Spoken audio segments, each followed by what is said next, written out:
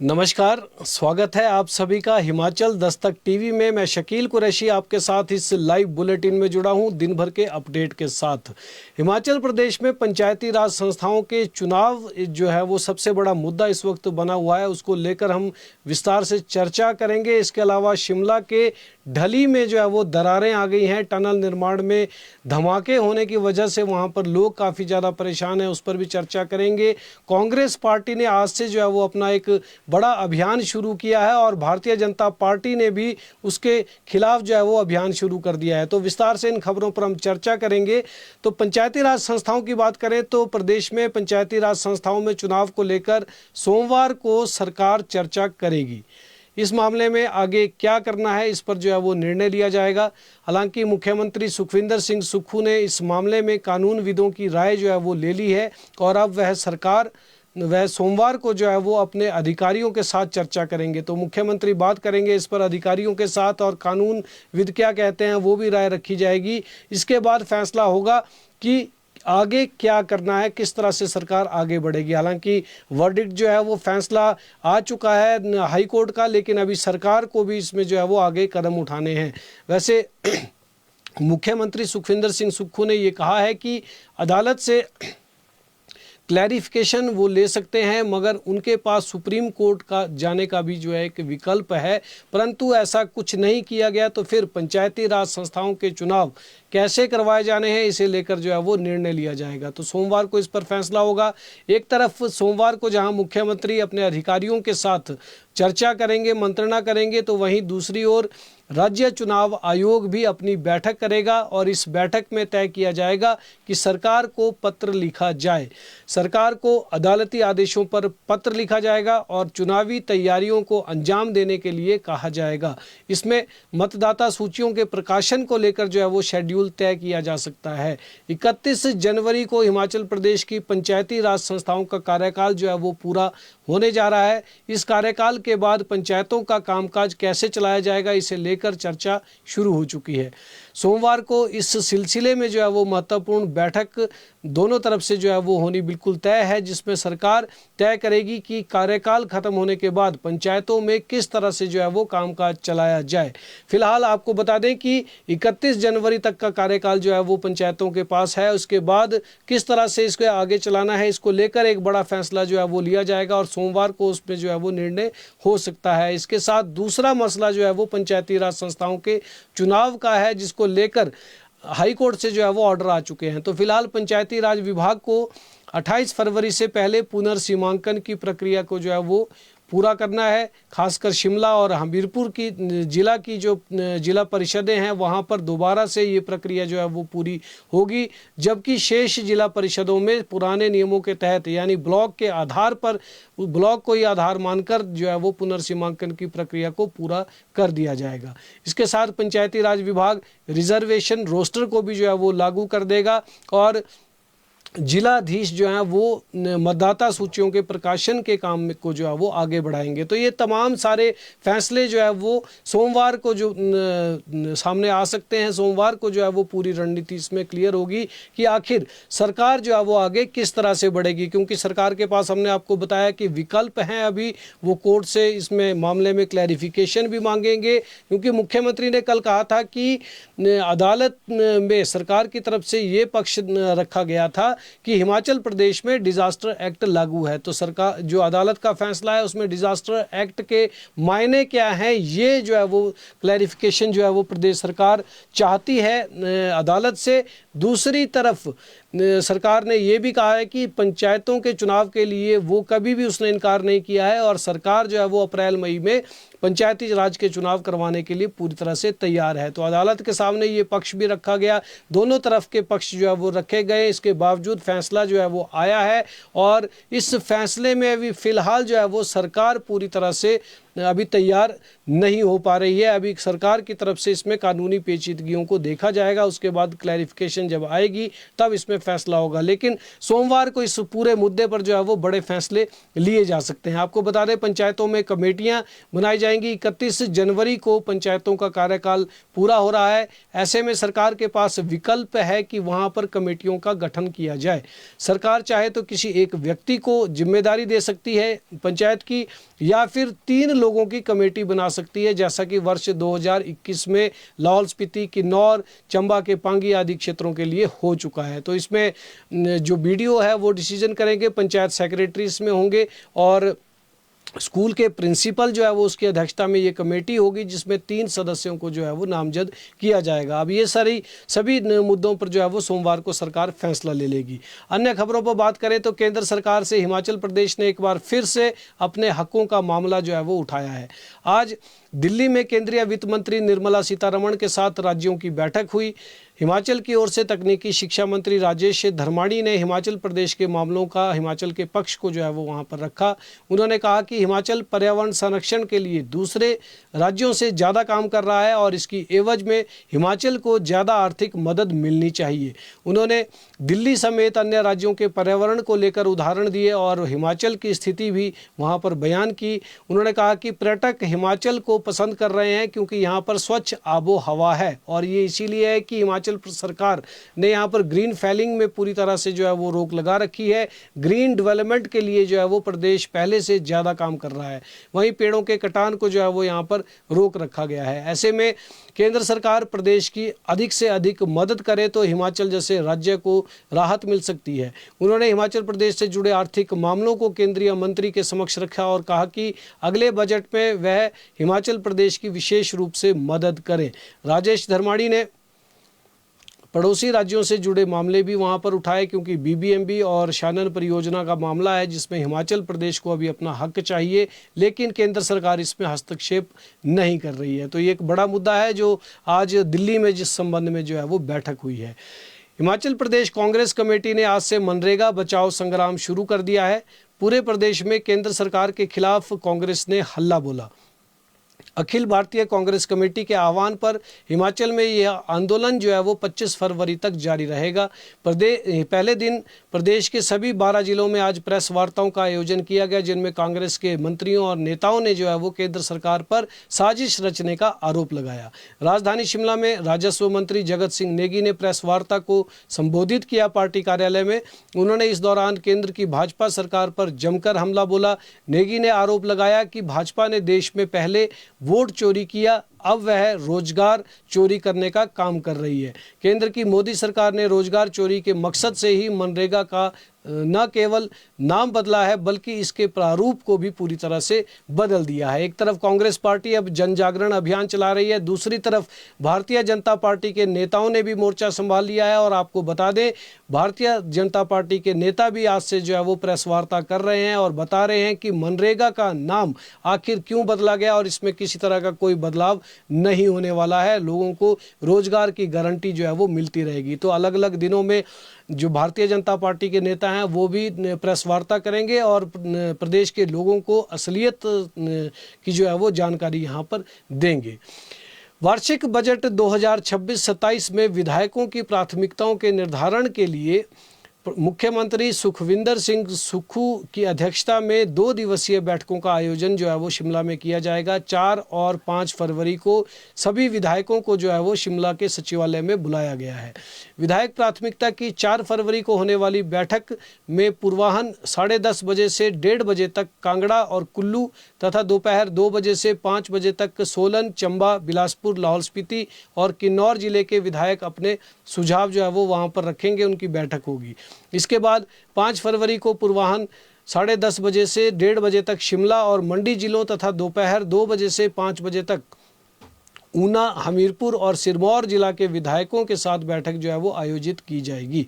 मुख्यमंत्री सुखविंदर सिंह सुक्खू वित्तीय वर्ष 2026-27 के बजट को अंतिम रूप देने के लिए आम जनता से मिले अपने अच्छे सुझावों का बजट में समावेश करने का प्रयास करेंगे। इसके लिए वित्त विभाग की तरफ से आम जनता और हितधारकों से शीघ्र सुझाव आमंत्रित किए जाने की संभावना है। विधायक प्राथमिकता बैठक में विधायक अपनी प्राथमिकता देने के साथ मित व्ययता उपायों, वित्तीय संसाधन जुटाने एवं बेहतर प्रशासन के संदर्भ में भी सुझाव देंगे। विधायकों की तरफ से मिलने वाले अच्छे सुझावों का बजट में समावेश किया जाएगा। तो विधायक प्राथमिकता योजना की बैठक 4 और 5 फरवरी को जो है वो शिमला में होगी और ये महत्वपूर्ण बैठक रहती है सरकार के साथ, जिसमें 5-5 योजनाएं जो है वो विधायक अपनी प्राथमिकताओं की देते हैं, जिसमें 2 जल शक्ति की योजना होती है, 2 लोक निर्माण विभाग और एक इलेक्ट्रिक बस या फिर मेंटेनेंस की योजना को शामिल किया जाता है।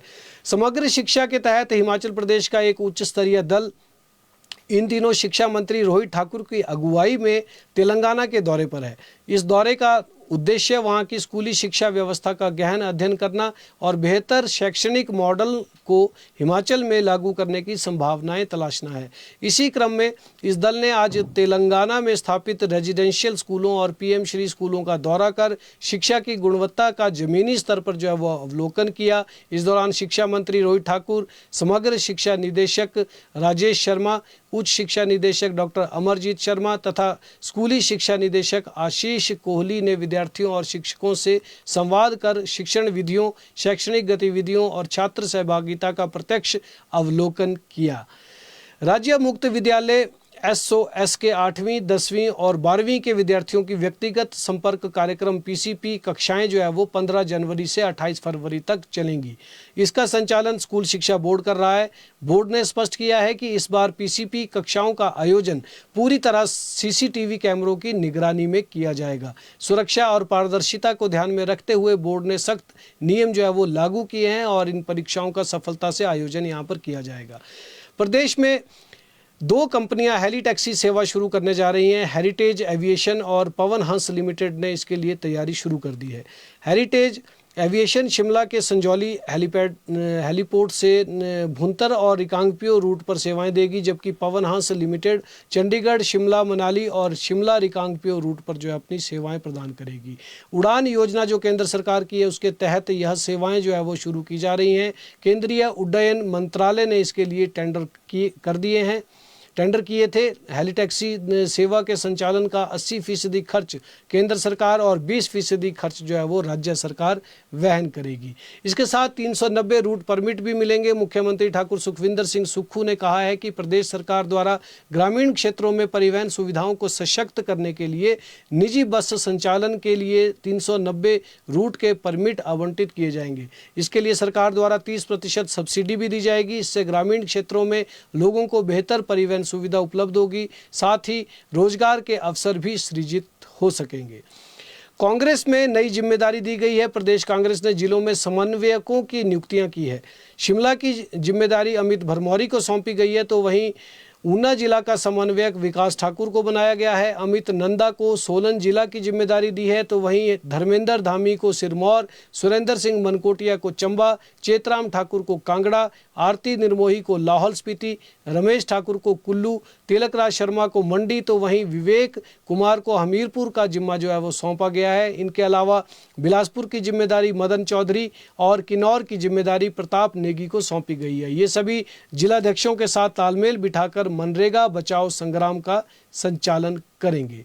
मुख्यमंत्री सुखविंदर सिंह सुक्खू की घोषणा के बाद मासूम नीतिका के नाम 21 लाख रुपए की फिक्स्ड डिपॉजिट FD जो है वो कर दी गई है। मंडी के उपायुक्त अपूर्व देवगन ने सराज क्षेत्र के गांव शिकावरी पहुंचकर नीतिका की बुआ और कानूनी संरक्षक किरण देवी को FD की प्रति सौंपी। दरअसल मुख्यमंत्री सुखविंदर सिंह सुक्खू ने मंडी में आयोजित एक कार्यक्रम के दौरान नीतिका के लिए 21 लाख रुपए की आर्थिक सहायता की घोषणा की थी। नीतिका की उम्र फिलहाल 1 साल 4 महीने है। 30 जून को सराज क्षेत्र में आई विनाशकारी बाढ़ में नीतिका ने अपने माता पिता सहित पूरे परिवार को खो दिया था। उस समय उनकी उम्र मात्र 11 महीने थी। तो सरकार ने जो वायदा किया नीतिका के साथ वो निभाया है और लगातार जो है वो निभा रही है, और सरकार जो है वो पूरी मदद जो है वो इस नन्ही सी बच्ची की कर रही है जिसने अपना पूरा परिवार इस बाढ़ के दौरान जो है वो खो दिया। सहकारी बैंक जो कोऑपरेटिव बैंक है हिमाचल प्रदेश का, उसके इंटरव्यू जो है वो कैंसिल हो गए हैं। राज्य सहकारी बैंक ने आउटसोर्स पर चतुर्थ श्रेणी कर्मचारी लगाने के लिए सोमवार को इंटरव्यू रखे थे। शिमला के खलीणी और मंडी में ये साक्षात्कार होने थे, जिसके लिए काफ़ी संख्या में उम्मीदवार तैयारी में थे। शिमला में 25 और मंडी में भी 25 आउटसोर्स कर्मचारी जो है वो रखे जाने थे। फिलहाल इस इंटरव्यू को स्थगित कर दिया गया है और लोगों को इससे काफ़ी हम सूचना भी इसकी दे दें, क्योंकि अभी तक जो है वो लोगों को इसकी जानकारी नहीं मिल पाई है। वहीं प्रिंटिंग एंड स्टेशनरी विभाग द्वारा मुद्रित सरकारी कैलेंडर 2026 के संबंध में, जो सरकारी कैलेंडर है उसके बारे में बता दें कि कुछ लोगों द्वारा सोशल मीडिया पर फर्जी, तथ्यहीन एवं दुर्भावनापूर्ण पोस्ट प्रसारित की गई है। इन पोस्ट में विभाग द्वारा मुद्रित कैलेंडर को संपादित कर वास्तविक तिथियों को अव्यवस्थित एवं अवास्तविक ढंग से जो है वो प्रस्तुत किया गया है। सामग्री से छेड़छाड़ कर इसे अनाधिकृत रूप से प्रदर्शित किया जा रहा है और यह पोस्ट गलत धारणा एवं भ्रम फैलाने के लिए प्रसारित की गई है, जो कि अनैतिक और गैर कानूनी है। इससे विभाग की छवि को ठेस पहुंची है और प्रिंटिंग एंड स्टेशनरी विभाग ने इस संबंध में राज्य CID साइबर क्राइम सेल द्वारा 9 जनवरी को FIR दर्ज जो है वो पिछले दिन करवा दी है इन्होंने। और विभाग ने जनता से अपील की है कि वे फेसबुक अथवा अन्य सोशल मीडिया प्लेटफॉर्म पर प्रसारित ऐसी फर्जी और भ्रामक पोस्ट पर विश्वास न करें। इन्हें पोस्ट न आगे जो है वो इन्हें पोस्ट ना करें और ना ही इसे साझा करें। तो इस तरह की जो है वो FIR इस पर करवा दी गई है। कांगड़ा जिला की ग्राम पंचायत लोअर लंबा गांव के उप प्रधान हरिदास को सरकारी भूमि पर अवैध कब्जा करने पर पद से हटा दिया गया है। उपायुक्त कांगड़ा ने हिमाचल प्रदेश पंचायती राज अधिनियम 1994 की धारा 122(1) के तहत कार्रवाई करते हुए आदेश पारित किए हैं। उप प्रधान हरिदास पर तहसील जयसिंहपुर के तहत सरकारी भूमि पर अतिक्रमण किए जाने की शिकायत प्राप्त हुई थी। जांच में पाया गया कि संबंधित भूमि सरकारी है, जिस पर लगभग 2 मीटर क्षेत्र में कब्जा कर फसल बोई गई थी। तो उप प्रधान को जो है वो हटा दिया गया है, उसके खिलाफ केस भी दर्ज कर दिया गया है। घने कोहरे की वजह से होशियारपुर दसूहा रोड पर एक दर्दनाक सड़क हादसा हुआ है। इस हादसे में ऊना के 4 लोगों की मौत हो गई। मृतकों में सुखविंदर सिंह, सुशील कुमार, ब्रिज कुमार, अरुण कुमार शामिल हैं, जबकि अमित कुमार को घायल हालत में सिविल अस्पताल होशियारपुर लाया गया। सभी लोग कार से अमृतसर एयरपोर्ट जा रहे थे। अमित कुमार ने बताया कि वह आज जल्दबाजी में अपने गाँव से अमृतसर एयरपोर्ट के लिए निकले थे, लेकिन जब वह अड्डा दुसड़का पहुँचे तो दसूहा से होशियारपुर जा रही रोडवेज बस से जोरदार टक्कर हो गई और जिसमें उनके 4 रिश्तेदारों की जो है वो मौके पर ही मौत हो गई। ये दुखद हादसा इनके साथ हुआ है। सिरमौर जिले के हरिपुरधार बस हादसे में घायलों की संख्या जो है वो 52 से बढ़कर 61 हो गई है। पिछले कल ये हादसा हुआ है। इनमें 10 लोग गंभीर रूप से घायल हैं, 7 लोगों के सिर पर चोट लगी है, जबकि 3 की स्पाइन इंजरी हुई है। गंभीर रूप से घायलों का IGMC और सोलन में उपचार जो है वो इस वक्त चल रहा है। इस हादसे में 6 महीने की बच्ची समेत कुल 14 लोगों की मौत हो गई है।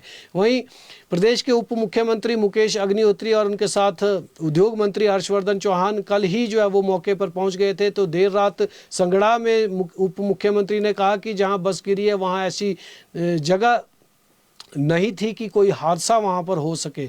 इसके क्या कारण रहे हैं कि यह हादसा हुआ है, मैकेनिकल फेलियर है या ओवरलोडिंग है या फिर कोई और कारण है, इसकी सरकार जो है वो जांच कराएगी और इसके लिए जांच कमेटी भी बना दी गई है। वहीं राजधानी शिमला के चलौंठी में NHAI और टनल बनाने वाली एक कंपनी के खिलाफ जो है वो जनता में जबरदस्त आक्रोश देखा गया। स्थानीय लोग टनल का काम रुकवाने पर जो है वो अड़ गए हैं।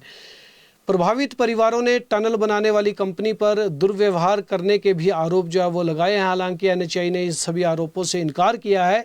वहीं पंचायती राज मंत्री अनिरुद्ध सिंह भी खुद मौके पर पहुंचे। दरअसल संजौली के चलौंठी में बन रही 4 लेन की टनल के ऊपर बने एक होटल और 2 मकानों को आधी रात में जो है वो खाली करवाना पड़ गया। इससे अफरा तफरी का माहौल वहां पर बन गया। होटल में काफ़ी संख्या में टूरिस्ट भी ठहरे हुए थे, उन्हें भी सड़कों पर जो है वो आना पड़ा रात को।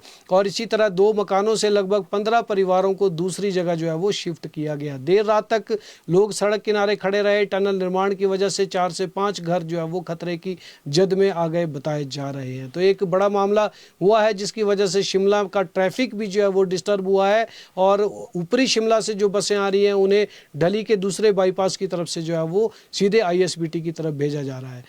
परीक्षाओं में उपस्थित नहीं होने पर मेडिकल कॉलेज चंबा के 2021 और वर्ष 2025 बैच के 240 एमबीबीएस प्रशिक्षु 7 दिन के लिए जो है वो निलंबित कर दिए गए हैं। ये सभी प्रशिक्षु दिसंबर में परीक्षाओं के समय बिना बताए छुट्टी पर चले गए थे। अब अनुशासन कमेटी की सिफारिशों के बाद मेडिकल कॉलेज प्रबंधन ने सख्त रुख जो है वो इनके खिलाफ अपनाया है। इतना ही नहीं, कॉलेज प्रशासन ने क्लास और गर्ल रिप्रेजेंटेटिव भी निलंबित कर दिए हैं। साल 2021 का एमबीबीएस प्रशिक्षुओं का बैच अब स्पोर्ट्स और अन्य गतिविधि में भी हिस्सा नहीं ले पाएगा। 2025 का बैच 2028 तक किसी भी गतिविधि में अब भाग नहीं ले पाएगा। साथ ही स्टूडेंट एसोसिएशन को 1 हफ्ते के लिए निलंबित कर दिया गया है। क्लास और गर्ल रिप्रेजेंटेटिव 4 साल तक एसोसिएशन के चुनाव में भाग नहीं ले सकेंगे। तो ये आज की एक बड़ी खबर थी। हिमाचल में सूखे की मार से बागवानों को जो है वो दोहरी मार पड़ रही है। एक तरफ बागवान नमी की कमी के कारण जो है वो बगीचों में नए पौधों को लगाने सहित अन्य जरूरी कार्य नहीं कर पा रहे हैं। वहीं सूखे के चलते बागवानों को उत्पादन पर भी असर पड़ने का खतरा सता रहा है। वहीं दूसरी तरफ सूखे के कारण बगीचों में बीमारियां पनपनी शुरू हो चुकी हैं। नमी के कारण बगीचों में रूट कैंकर, फंगस जैसे रोग जो है उनकी चपेट में पौधे आने शुरू हो चुके हैं, जिससे बागवानों की टेंशन बढ़ गई है। मौसम की बात करें तो हिमाचल में जमकर ठंड जो है वो पड़ रही है। इस वक्त प्रदेश के 13 स्थानों पर रात का तापमान जो है वो -डिग्री में रिकॉर्ड किया गया है। सुंदरनगर, भुंतर, कल्पा, सोलन, मनाली, केलोंग, कुकुमसेरी, रिकांगपिओ, सेओबाग, ताबो, बिजौरा और समदो का तापमान -डिग्री में दर्ज किया जा रहा है। वहीं पालमपुर, मंडी, हमीरपुर, नारकंडा में तापमान जो है वो 0 डिग्री में दर्ज किया गया है। 0 से डिग्री तक जो है वो तापमान पहुंच गया है।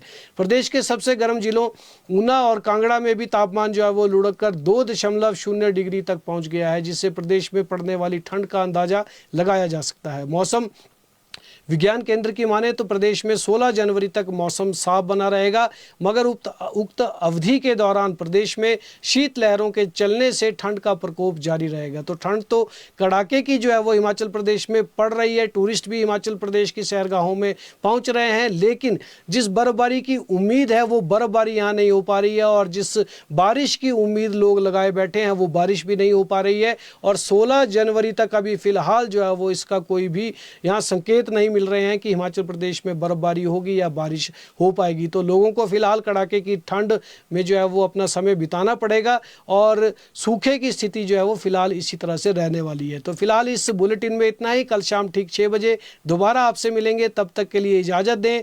देखते और पढ़ते रहें हिमाचल दस्तक।